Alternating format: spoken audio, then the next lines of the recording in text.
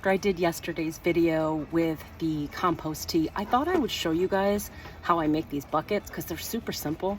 And I also noticed that my Comfrey has been flowering and I want to make some Comfrey tea. I've linked to the spouts and this stand. The stand is just from Walmart.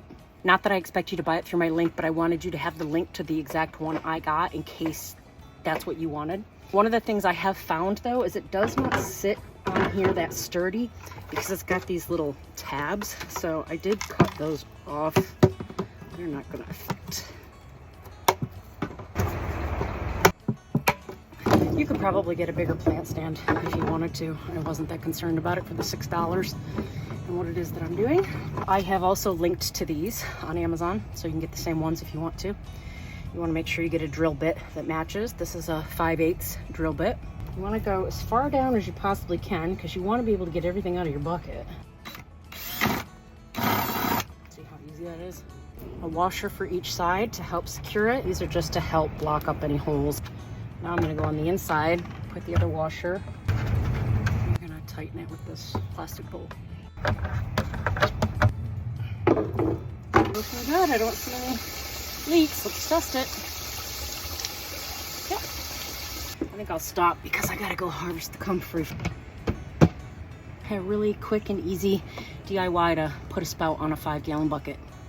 This is comfrey. Comfrey is known as a dynamic accumulator. It has a really big taproot that goes down into the soil, deeper than most plants, and it can pull those nutrients up. So it's actually used for a lot of different applications. You can do what they call a chop and drop, where you chop it, put it on top of the soil, and as they break down, it'll give it the nutrients. I'm going to do it where I'm going to make a rotting water solution. So it's going to become like a fertilizer. This is so my lawn guy doesn't kill my plants. I did a little research on the best time to harvest is right before it really flowers. So I don't see flowers yet, but I see the beginnings. Oh, no, maybe we have a few over here.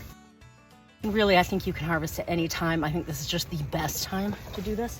So I'm gonna go ahead and at least for this big plant here, we're gonna take it. I have another one back here. It will spread. I have a few more behind this. You can actually do this a couple times a year, and if you just take it all the way down to the ground, it comes back. So what we're going to do is we're going to go ahead and take these and we're going to put them in our bucket.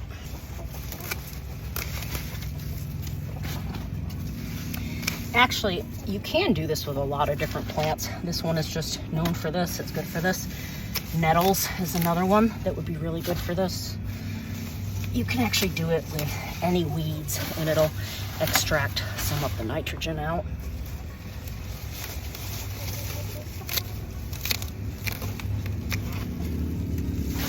I'm not chopping this up finer. I think you probably can. It might go faster. I'm just not that worried about it, so I'm putting them in whole. Once they start rotting, they're all gonna break down. I have actually been growing this comfrey for several years for this purpose, and this is the first time I'm using it for this.